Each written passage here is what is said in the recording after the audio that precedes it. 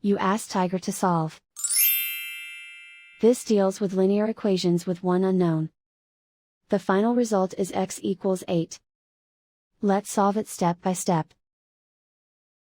Group all constants on the right side of the equation. Add 5 to both sides. Simplify the arithmetic.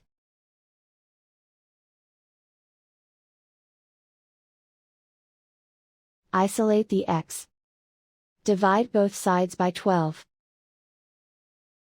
Simplify the fraction.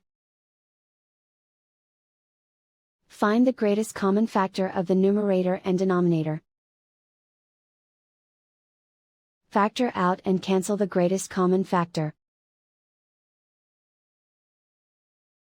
And so the final result is x equals 8.